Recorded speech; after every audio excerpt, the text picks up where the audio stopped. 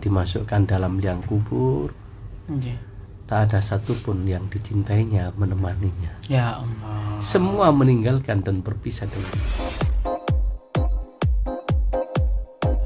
Elvitor, teman Anda menciptakan hari-hari penuh keindahan. Keren dan Assalamualaikum warahmatullahi wabarakatuh, Prof. Waalaikumsalam warahmatullahi wabarakatuh. Alhamdulillah sehat walafiat hari ini ya, Prof ya. Alhamdulillah, sehat walafiat. Mudah-mudahan dulur Elvitor dimanapun berada dan masih sekeluarga juga senantiasa dilindungi oleh Allah. Amin. Diberikan kekuatan iman lahir dan batin. Amin, ya dan Allah, selalu sehatlah lahir batin. Amin amin amin ya rabbal alamin. Sumber rahmat tumateng panjenengan sekeluarga ya, Amin Prof ya ya. rabbal alamin. Masya Allah. Baik, pada pagi hari ini Prof, kira-kira topik yang akan kita bahas tentang nopo niki, Prof? Ya, kita mempelajari tentang perjalanan hidup seorang kekasih Allah yang bernama Hatim Al-Asam. Ketika beliau sedang menjadi khotim atau pelayan atau sedang mondok menyantri di gurunya namanya Syekh Syakik bin Al-Balkhi. Syekh Syakik bin Al-Balkhi. Ya. Masya Allah. Baik dulur Elvitor, mari kita simak kajian pada pagi hari ini bersama Bapak Profesor Dr. Kiai Haji Syaiful Jazil MAG. Monggo Prof, disilakan. Ya, assalamualaikum warahmatullahi wabarakatuh. Waalaikumsalam. Bismillahirrahmanirrahim. Alhamdulillahirabbil alamin. Allahumma shalli ala sayyidina Muhammadin wa ala alihi wa ashabihi ajma'in. Amma ba'du, saudara dulur Elvitor dimanapun berada. Pernah satu ketika Syekh Hatim Al-Asam ini ditanya oleh gurunya Syekh Syakik bin Al-Balkhi, mundu mata sahibtani, sejak kapan kamu melayaniku, menemaniku dan menjadi santriku? Faqala, dia menjawab, mundu salasati wa salasina sana. Ya, sejak 33 tahun yang lalu, hai guru. 33 tahun Prof ya. Famadza ta'lamta minni fi hadhil fatrah? Apa yang kamu dapatkan dariku? Ilmu apa yang telah kamu pelajari dariku selama 33 tahun itu? Qala, dia menjawab, sama niya masail faqat. Saya hanya mencatat pelajaran penting dari panjenengan 8 masalah saja. Kemudian gurunya kaget. Innalillahi wa inna ilaihi raji'un. Dhahaba umri ma'aka wa lam tata'allam illa thamaniya masaila faqat. Masya Allah, 33 tahun itu masa yang tidak singkat. Hampir sisa hidupku aku habiskan bersamamu. Tapi kamu tidak memperoleh sesuatu kecuali hanya 8 masalah saja. Mohon maaf wahai guru, saya tidak berani berbohong. Ya itulah yang memang aku dapatkan. Masya Allah. Coba hati ma'indaka al-asma. Kalau begitu, coba ceritakan kepadaku, sampaikan padaku 8 masalah yang telah kamu catat itu. Aku akan mendengarkan dengan seksama. Kemudian Hatim bin Al-Asam ini kemudian menjawab, al-ula, yang pertama, inni nadhatu ilal khalqi, saya perhatikan perjalanan hidup manusia. Fara'aitu kulla wahidin yuhibbu mahbuban. Mereka masing-masing mempunyai seorang kekasih, mempunyai sesuatu yang dicintainya dalam hidup. Fa idza dhahaba ilal qabri faraqahu mahbubuhu. Tapi ketika manusia itu mati dan dimasukkan dalam liang kubur, tak ada satupun yang dicintainya menemaninya. Ya Allah. Semua meninggalkan dan berpisah dengannya. Faja'altul hasanati mahbubi fa idza dakhaltul qabra dakhalat ma'i. Karena itu wahai guru, saya ingin menjadikan amal solehku, semua kebaikanku, semua ibadahku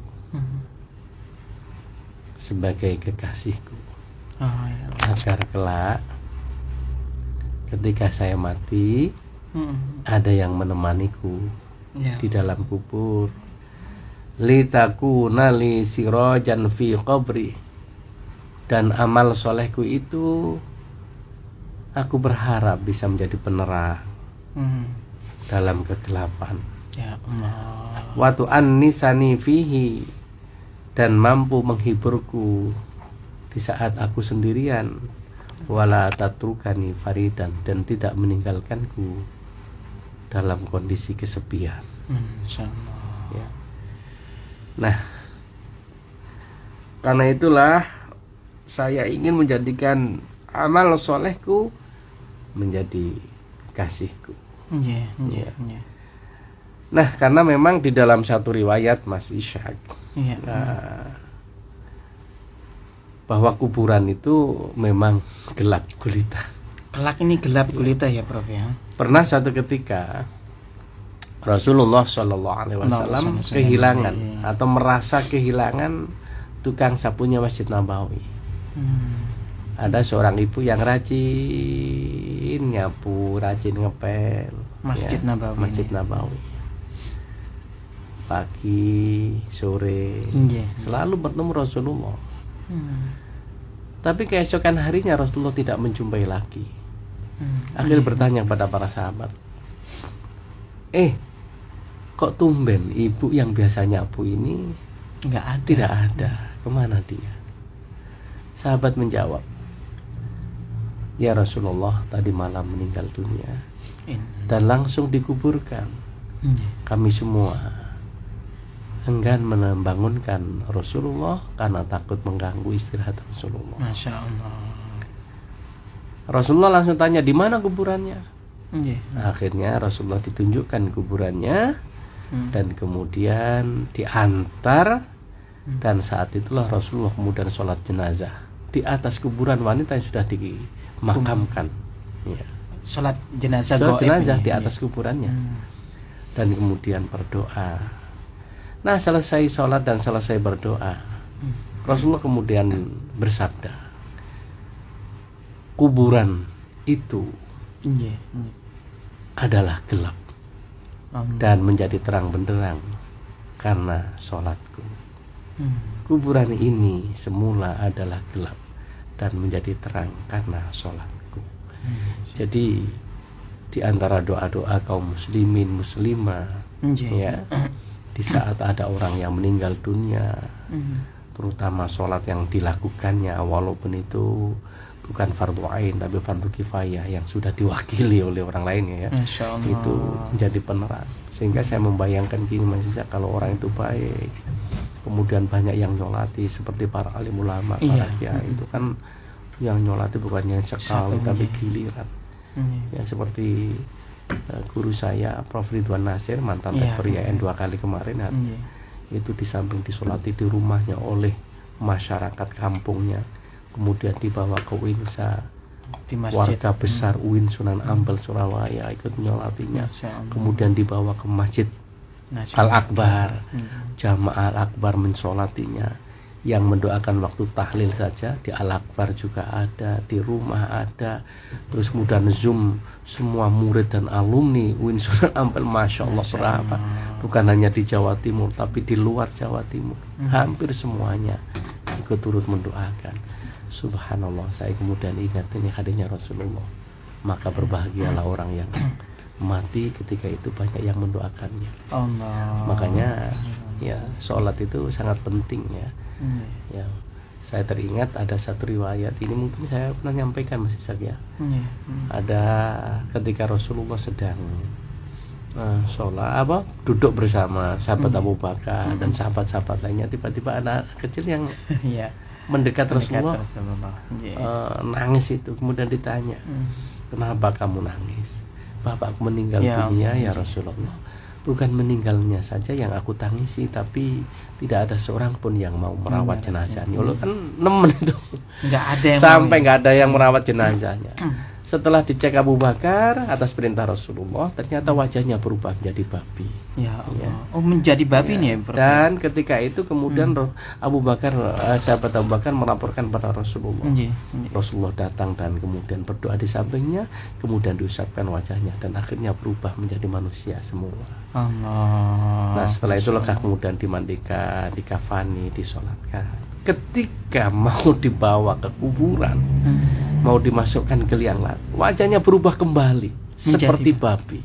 Akhirnya ditanya kepada anaknya, bapakmu ini apa yang dilakukannya? Kok seperti ini? Ternyata anaknya menjawab, ya Rasulullah, bapak saya ini suka meninggalkan sholat 5 waktu. Allah ya karim. Mengabaikan sholat 5 waktu. Nah, sehingga Rasulullah bersabda, saat itu barang siapa yang meninggalkan sholat 5 waktu, maka kelak di akhirat akan dibangkitkan, wajahnya berubah seperti babi. Nah, itulah. Ya, karena itu sholat ini menjadi penting, sehingga Rasulullah kemudian menyampaikan dalam sabdanya, awwalu ma yuhasabu yaumal qiyamah, awwalu ma yuhasabu bil abdu yaumal qiyamati as-shalah. Yang pertama kali nanti dihisab di akhirat adalah sholat. In soluhat soluhat sairu amali, wa in fasadat fasadat sairu amali. Apabila sholatnya baik, maka seluruh amal sholatnya baik. Artinya ini sama dengan sabda Rasulullah yang lain, thuluthi yadkhulunal jannata bighairi hisab. Kalau sholatnya baik, maka sudah kita pastikan termasuk sepertiga golongan yang tanpa dihisab nantinya. Ya, tapi kalau sholatnya jelek, maka seluruh amal yang lain juga akan rusak. Sehingga di dalam Al-Quran Allah menegaskan orang-orang itu sholatnya baik, pasti inna sholata tanha 'anil fahsya wal munkar. Ya, secara otomatis ada sinyal yang bisa menghentikan seorang sehingga tidak bisa berubah untuk melakukan perbuatan keji dan mungkar. Nah, itu secara otomatis ya. Nah, jadi kalau kita itu ada pertanyaan seringkali, kenapa orang itu sholatnya rajin tapi juga korupsi, sholat kamu juga, ya karena memang berarti sholat kita memang belum baik, termasuk saya ini. Ya Allah. Ya, masih saya kalau kita sholat itu kan aqimus sholata lidzikri, salah satu tujuannya adalah supaya kita ingat dan berzikir kepada Allah. Pertanyaannya, apakah mulai pertama sholat sampai terakhir akeh ngelamun apa akeh zikir? Akeh ngelamun ya. Kalau saya itu insya Allah masih sak enggak lah. Ngelamun juga Gak beda maksudnya. Nah, ini artinya bahwa amal soleh yang kita kerjakan, yang kita lakukan ini nanti yang akan menemani. Ya, karena itu kita jadikan kekasih seperti Hatim bil Asam, amal soleh kita, ya. Sebab di dalam riwayat itu diterangkan begini, Mas Isa. Nanti ketika kita itu sudah dicabut nyawanya, dan roh itu terlepas dari jasadnya, maka seseorang itu akan dijemput oleh orang yang berwajah tampan, pakaiannya bagus, harum baunya. Kemudian orang ini tanya kepada orang yang tidak dikenal, siapa Anda ini? Dia mengatakan, aku adalah jelmaan amal solehmu. Ya Allah. Dan akulah yang akan mengantarkan kamu sampai ke hadirat Allah. Tapi kalau orang itu amalnya jelek, banyak maksiat dan dosa, ya, maka kemudian dijemput oleh orang yang bermuram turja, berbau busuk, ya. Orang yang menakutkan ini sangat menyeramkan wajahnya. Dan kemudian bertanya, siapakah Anda ini? Aku adalah jelmaan amal jelekmu, dan akulah yang akan menemanimu di dalam kubur nanti. Masya Allah.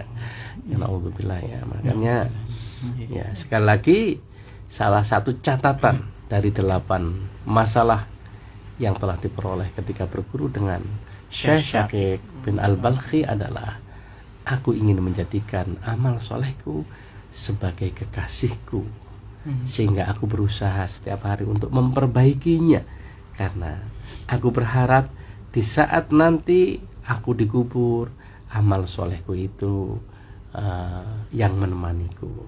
Dan ini sejalan dengan sabda Rasulullah dari seorang sahabat namanya Anas bin Malik radhiyallahu anhu. Rasulullah pernah bersabda, yatsba'ul mayyitu salasatun, ya. ketika kita mati ada 3 hal yang akan membersamai kita, yang akan mengantarkan dan menyertai kita. Fayarji'u ithnani wa yabqa ma'hu wahid. Yang 2 kembali pulang, dan yang 1 akan ikut bersama kita. Yatsba'uhu ahluhu wa maluhu wa amaluhu.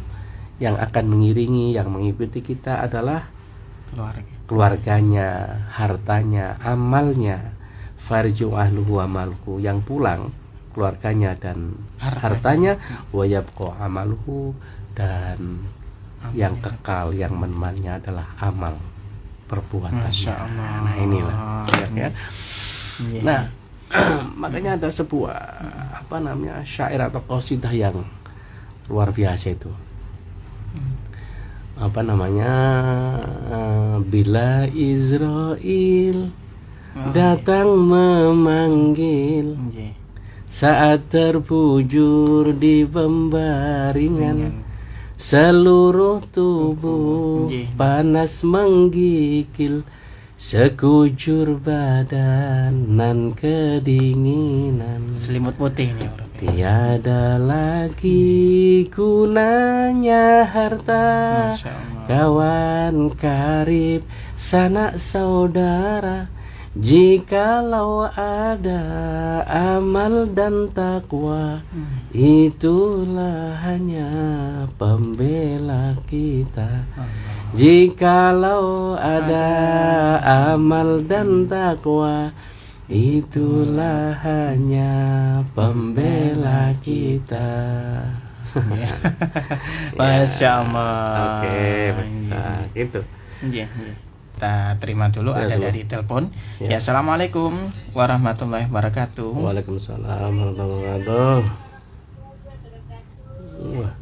Monggo Mak Mujayana. Wah. Makasih rujaknya dulu, Bu. Mau dikirim kembali ya, Prof ya. Nggih. Oh. Nggih. Nggih, monggo Mak Mujayana.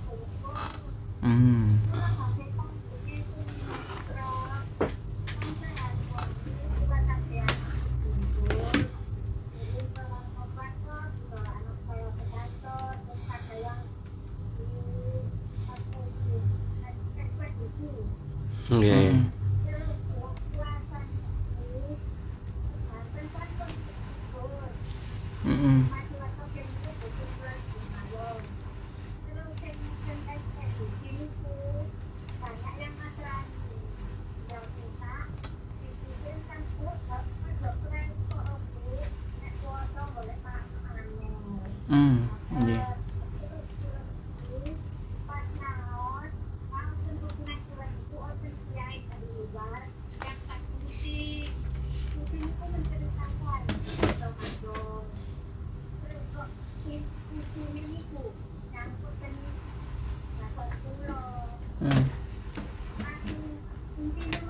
Nggih.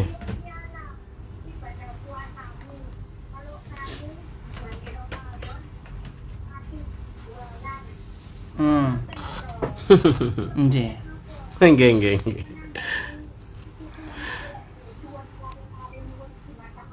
Nggih. Oke, nggih. Nggih. Waalaikumsalam warahmatullahi wabarakatuh. Nggih. Monggo Prof. Terus pun baik, ini pertanyaan yang bagus sekali. Sangat sering dimunculkan ini ya. Pertama yang harus difahami Ibu dan semua masyarakat, termasuk kiai yang menyampaikan tadi, mudah-mudahan juga mendengarkan. Jadi pertama yang diwajibkan untuk berpuasa sebagaimana firman Allah adalah ya ayyuhalladzina amanu kutiba alaikumusyamu kama kutiba alal ladzina min qablikum la'allakum tattaqun. Yang perlu dicatat sekali lagi, yang diwajibkan berpuasa adalah orang-orang yang beriman. Berarti yang dipanggil oleh Allah untuk melaksanakan puasa hanyalah orang-orang mukmin muslim saja. Oh, Nah, yang tidak mukmin muslim otomatis kan Nggak wajib puasa. Nggak mukmin, nggak muslim, dia makan. Yang kedua, ada rukhsah dan tidak wajib puasa bagi orang yang sakit. Oh, Iya kan? Sakit ya, Prof Sakit. ya. Tapi nanti punya kewajiban untuk nyaur utang kalau Nyaur, sembuh. ya. Kemudian wanita hamil dan wanita menyusui itu juga rukhsah. Oh, Artinya boleh puasa, boleh tidak. Tapi nanti ketika sudah tidak hamil, tidak menyusui, wajib nyaur utang. Kemudian orang yang lanjut usia, ya, orang yang lanjut usia, jangankan puasa, wong nggo awake dhewe wis ya kan gitu ya. Sehingga daripada menimbulkan mudharat di dalam dirinya, nek poso tambah sakit, wong wis sepuh, orang 70 tahun ke atas, 75 itu kan wis mangan aja wis alhamdulillah gelem kan gitu ya. Nah, maka cuma diwajibkan membayar fidyah, tidak wajib qadha. Hanya bayar fidyah saja. Per hari 7 atau 1 kilo sebanyak puasa yang ditinggalkan kan gitu. Nah, kemudian orang musafir, mereka boleh tidak puasa, ya, karena posisinya perjalanan jauh. Lah misalnya kalau tidak ada yang jualan untuk melayani mereka terus anak kecil harus sekolah, ya yang belum balik kan gitu. Terus wanita haid, nifas, misalnya malas masak kan gitu ya. Nah, cuma niatnya adalah melayani dan menyediakan orang-orang yang seperti itu, bukan menyediakan orang puasa. Karena itu cara jualannya supaya tidak terus terang dan mengganggu, timbul fitnah. Ya tadi ekspedisi kan, itu kan aman sudah, nggak kepingin orang. Ya. Nah, atau mungkin ada pesanan kan selesai, dia hanya pesan sendiri. Nah itu Bu ya, jadi boleh ya, karena kita menyediakan banyak orang yang boleh tidak puasa karena rukhsah, dan memang ada orang yang tidak punya kewajiban puasa seperti orang-orang yang non muslim tadi. Apalagi yang pesan kan non muslim. Jangan ditolak, itu rezeki ya. Bu. Nah, inilah supaya Ibu dan para ustadz, para kiai dimanapun berada, tidak semua orang jualan itu tidak boleh. Nggak diratakan karena semuanya, menyediakan niatnya itu. Karena itulah kemudian innamal a'malu binniyat. Kan gitu ya. Berapa banyak orang yang ada rukhsah tadi sudah saya sebutkan, yang tidak wajib puasa di saat itu. Orang haid kan malah wajib meninggalkan, nggak boleh puasa. Ya itulah. Jadi supaya difahami, sehingga jualannya diniatkan untuk mereka-merekanya. Apalagi bukan jelas sudah yang pesan adalah bukan orang muslim. Orang muslim pun nggak apa-apa kalau mungkin melayani orang yang sakit di rumahnya. Nah, kalau kita kerja seperti ini masih leren masak kok nggak ada kepingin wes tuh bisa gampang praktis kan gitu. Apalagi Bu Muzayyana bisa diantar kan gitu. Enak sekali. Seperti cucu saya mau sekolah ini kan ya sarapan. Nah, gitulah kira-kira. Iya, Masya Allah. Ngoten nggih, Bu Muzayyana. Baik, terima kasih. Lanjutkan Bu, lanjutkan. Aman. Aman nggih. Ya. Ada yang sudah masuk. Assalamualaikum. Waalaikumsalam warahmatullahi wabarakatuh. Ibu nggih. Waalaikumsalam. Nggih. Alhamdulillah nggih Bu. Ibu Sri nggih. Ini mau tanya tentang pelaksanaan puasa yang utang. Sama puasa setelah puasa awal. Ya, serba. Sebetulnya pelaksanaannya itu pun secara syar'inya harusnya. Memang begitu saya sendiri tuh mengalami agak kesulitan. Mana yang didahulukan? Pertama, kadang itu kita itu memang nggak semuanya ya. Terkadang itu saya sendiri tuh pada 1 bulan itu 2 kali. Maksudnya haidnya itu 2 kali.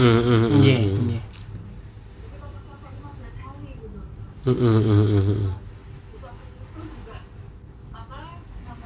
kita ujung-ujung itu kadang Mm-mm. Tapi sekitar itulah untuk pelaksanaannya ini saya mendahulukan yang mana Iya. yang urusan dulu Iya, iya. Nggih.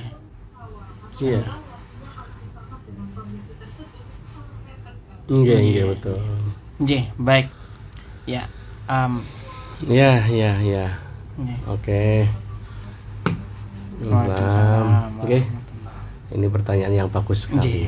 Jadi mana yang didulukan, wajib atau sunnah kan gitu Iya, ya? nggih. Qadha itu wajib, sunnah Sawat, itu hanya sebagai iya. tambahan untuk menempel kekurangan kita yang bolong. Nggih. Ya. Memang di dalam hadis kan disebutkan man shoma Ramadan fa atba'ahu sittan min Syawal ka yaumiddah. Nggih. Ka saumiddah kan gitu ya. Barang siapa yang berpuasa di bulan Ramadan kemudian ditambah dengan 6 hari puasa di bulan Syawal setelahnya, maka mendapatkan pahala sama dengan 1 tahun. 1 tahun ya. Pahalanya 6 hari sama dengan puasa 1 tahun. 1 tahun. Nah, luar biasa kan ya. Nggih. Nah, pertanyaan yang bagus mendahulukan qadha atau kan gitu. Sunnah ya tadi. Nah, ingat ibu-ibu dan bapak-bapak semua, hadisnya fa'atsba'ahu, mengiringi. Orang mengiringi kalau jalan itu bisa mepet, Bisa bisa agak renggang, jauhan, nggih. bisa agak jauh. Sing penting mengiringi. Jadi pas pampres kalau mengiringi presiden, ada yang memang dekat seperti Teddy itu kan selalu Iya, dekat. Dekat nggih. Ada yang memang Agak mengawasi jauh. agak jauh. Iya. Jagani bae ono.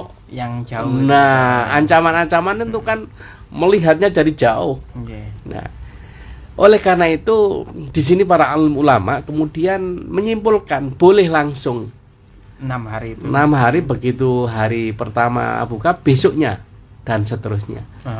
Boleh dileti hari pertama puasa, besoknya tidak, atau dibareng Senin Kemis. Jadi selama bulan Syawal. Senin ya, bulan Prof, ya? Syawal siap Senin Kemis Diniati, 6 kali Heeh. diniati Syawal plus Senin dan Kemis dapat 2 pahala malah itu double Alhamdulillah, nggih, ya. nggih. Jadi seperti itu. Cuma ini lebih baik mendahuluan yang wajib atau sunnah. Iya, Nah, iya. tentu jawaban formalnya kan gitu ya. Jawaban formalnya karena kita tidak tahu usia manusia. Iya. Apakah kita besok itu masih Hidup. Nggih, nggih. diberikan umur panjang atau tidak? Nggih, nggih. Nah, wong teman saya ini satu keluarga ngantar anaknya wisuda ke Jogja, tidak sakit apapun dan tidak ada keluhan apapun sebelumnya. Rokoknya yo aktif, sehat. Malam itu menghadiri acara reuni Iya. di pondok pesantren Yogyakarta sana, Iya. ya. Kemudian setelah menghadiri wisuda putranya, kemudian nginep di hotel. Pagi dibangunkan sudah meninggal dunia. Ya Allah. Nah, oleh karena itu maka sebaiknya dalam konteks ini puasa yang qadha Yang didahulukan. Nah, kemudian baru disambung puasa Sunnah, Syawal. Andai kata karena sesuatu hal Iya. yang tidak yang menghalangi sehingga tidak mampu, atau misalnya oleh mek loro wis entek waktune, ya maka Allah yang Maha mengetahui dan akan mencatat, ya. Iya. Karena apa, innamal a'malu binniyat. Ya. Wong Rasulullah saja sudah bersabda di dalam satu hadis, barang siapa yang ketika hendak tidur kemudian itu kan Iya.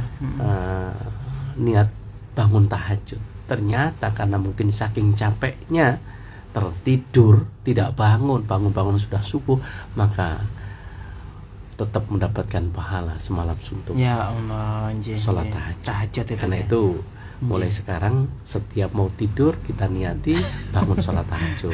Ya. Cuma nek wis nglelir kok turu maneh. Nah, ini cari malaikat ke dapur sore iki. Nggih. Enggak. Masyaallah. Atau kok keturun kok bolak-balik terus kemudian terus keturun itu berarti gak niat. Gak itu. niat. Nggih. Ngoten Ibu nggih. Ya, Masyaallah. ya. Baik.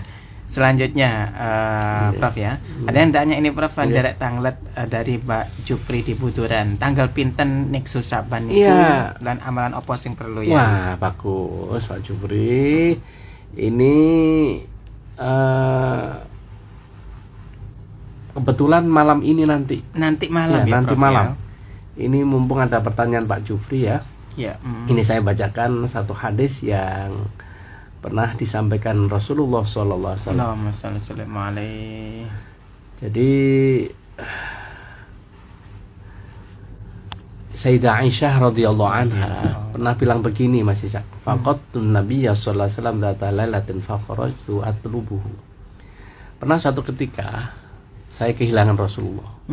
Wong tidur bersama kok tiba-tiba ngelele, Rasulullah nggak ada. Fa idzan huwa bil baqi rafa'a ra'sahu ila sama. Ternyata setelah saya cari, beliau sedang ada di makam Baqi mengangkat tangannya ke langit. Faqala ya Aisyah, aku tatakhafina ayya haifallahu 'alaika wa rasulah. Apa kamu takut bahwa Allah dan Rasulnya menelantarkanmu? Ya Allah. Ya. Dikira ditinggal nggak dikeloni kan gitu. Qalat qad qultu wa ma bidzalika. Tidak masalah itu ya Rasulullah. Walakinni dhanantu annaka ataita ba'dha nisa'i. Cuma kula menyangka bahwa engkau meninggalkanku malam ini, menilapku dengan sengaja untuk tidur di istri-istrimu yang lain. Jadi kelihatan cemburu beliau. Ya, faqala inna Allah ta'ala yanzilu lailatan nisfi min Sya'ban ila sama'id dunya fa yaghfiru li aktsar min adadi syahri ghanamikal. Jadi ketika itu Rasulullah kemudian bilang pada Sayyidah Aisyah, ketahuilah wahai Sayyidah Aisyah, malam ini adalah malam nisfu Sya'ban. Oh, Masya Allah. Ya. Jadi di malam nisfu Sya'ban ini Allah turun ke langit dunia. Nah, di dalam riwayat lain kemudian Allah bilang ala mustaghfirin fa'aghfiru lahu. Adakah di antara hamba-hambaku yang minta ampun, pasti aku ampuni dosa-dosanya. Ala mim mustarzikin fa'arzuqahu. Ingatlah, adakah di antara hamba-hambaku yang kesulitan rezeki, maka akan aku berikan di malam ini. Ya Allah.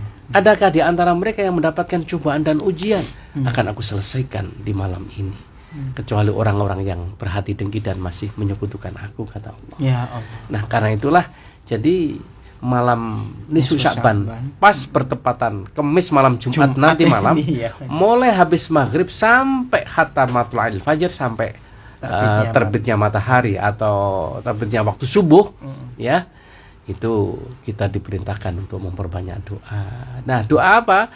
Ya biasanya kalau para kiai, para ustadz yang di pondok pesantren itu ngajak sholat hajat, sholat tasbih, ya.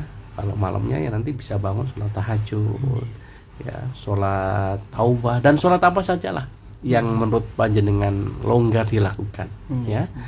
Nah, setelah itu kemudian memperbanyak istighfar dan sholawat, ya.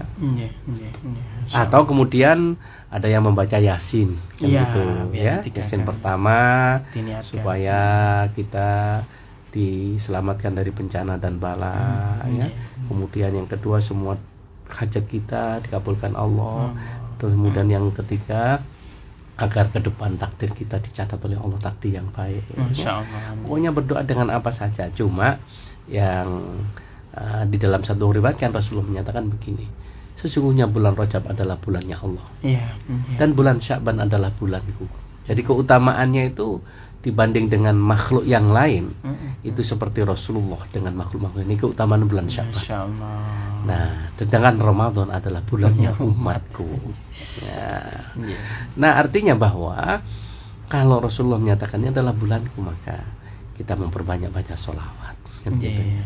Dan ada doa nanti yang kemudian dibaca di antara Rajab, Sya'ban dan Ramadan. Allahumma barik lana fi Rajaba wa Sya'bana wa balighna Ramadhana dan seterusnya, ya.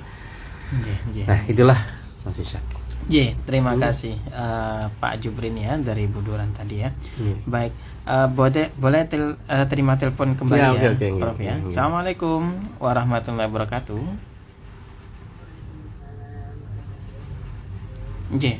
Monggo Bu Win. Monggo.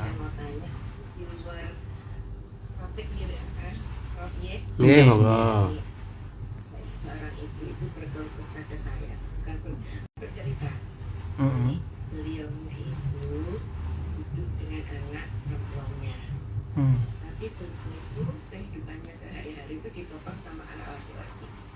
Terus sehari-harinya beliaunya ini disuruh, ya pokoknya ya dia anak ini jualan gitu. Terus beliaunya yang disuruh jaga, sering yang disuruh jaga.